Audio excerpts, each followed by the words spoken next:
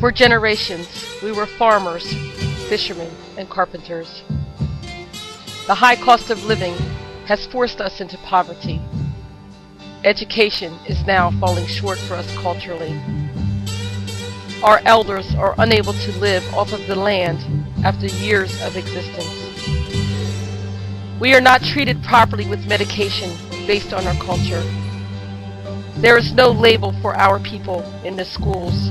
Therefore, how do they identify our proper learning styles, our test averages and results, or even the type of education that is needed for our survival?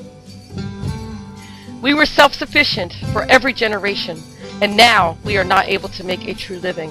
This is genocide, the Holocaust. We are not targeted by agencies, not counted, no statistics, no services for us culturally. We need to get this changed in our doctor's offices, our health agencies, our social service agencies, our schools, elder programs and youth agencies, and recreation, city and statewide.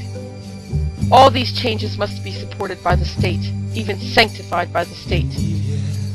Improper labeling is a direct barrier to all funding sources. Not knowing the count of our community is the death of our culture. We have the appearance of assimilation, yet we are still not assimilated. We are on the verge of starvation. Several of our families have been forced to ask for help for the first time. We are losing our homes for the lack of knowledge and where to find help. Families will not ask for assistance when they need it for the fear of losing their children. Families do not have the proper knowledge of how to be self-sufficient. We are losing a generation.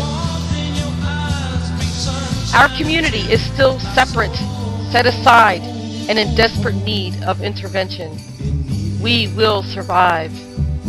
Our tribal headquarters has been the only cohesiveness for the past 30 years, and we need assistance.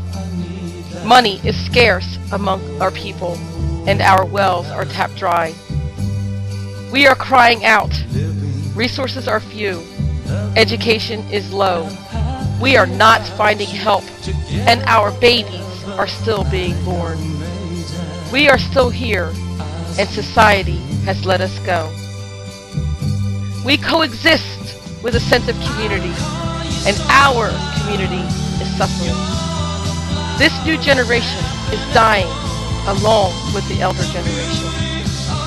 The survival rules have changed too quickly for our people to understand. We need to be re-educated. We need to start with our own community and state. Our voice needs to be re-heard as a people. We can no longer just melt into mainstream. We are different, and this is a fact. How can progress be made if we are not counted? How can we identify problems and find solutions if we are not counted? We know that death is near, so we need to be counted. We are not a label as given by anyone. We are a community and a family that was here long before the first vessel touched the shore.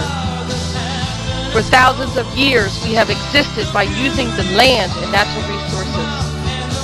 This new generation has been forced out of business, the business of being able to live by natural resources. No place to grow food, no place to fish, no place to hunt, and no materials to rebuild. How do we replace essential equipment without proper funding?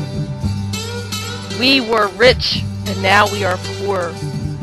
Our voice will holler from the grave if we do not get help. We will no longer be able to be peaceful, and we will be forced to haunt for many generations to come. We lost before, and this time would simply make it a crime. Our blood will be on the hands of those who have swept us aside. It will be in their history book for centuries. We are living in a nightmare, and we must now be awakened to correct this problem. We will be a haunting voice from the grave, not by choice, but by unrest from wrongdoing. The young are turning to the elders for their help, and the elders are desperately seeking help from you as well.